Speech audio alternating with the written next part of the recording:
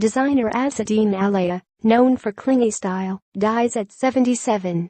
Tunisian-born designer Azzedine Alaia, a fashion iconoclast whose clingy styles helped define the 1980s and who dressed famous women from Hollywood to the White House, has died at age 77. The French Haute Couture Federation announced Alaia's death on Saturday without yet providing details. Twitter tributes to his influence on fashion poured from around the world. Secretive and known as a fashion rebel, Alaia, Azzedine Alaia, was based in Paris for decades but did not take part in the French capital's seasonal fashion frenzy or flashy ad campaigns. Instead, he showed privately on his own schedule. Alaia sometimes was dubbed the king of cling for the form-fitting designs he first popularized during the 1980s and updated over the decades.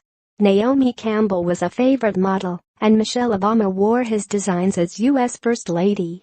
His house's website described him as the little man in eternal Chinese pajamas who built a legend, that of a rebel designer who worked against the system and its trends. Multiple museums have held retrospectives of Alaia's work, including the Guggenheim in New York and Paris's Palace Galliera, which put on a show in 2013 that highlighted his way of slowing down time. A genius who weaved connections among fashion, architecture and fine arts, sculpting creations to magnify women's bodies. A free and generous man, loved and admired. Former French culture minister Azzedine Alaia, who recently became director of the United Nations cultural agency UNESCO, said in tribute to the designer. Azzedine Alaia was raised by his grandmother and earned a diploma at the Tunis Fine Arts Institute, according to his house's website. He arrived in Paris in the 1950s, where he rented a room in a countess's home in exchange for small jobs. He learned to sew at Guy Laroche and worked briefly at Christian Dior and started his own house in 1980.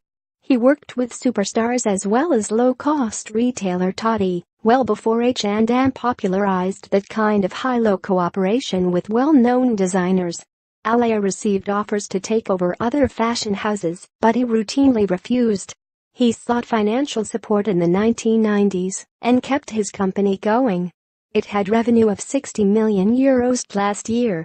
No information was immediately available on survivors or memorial arrangements.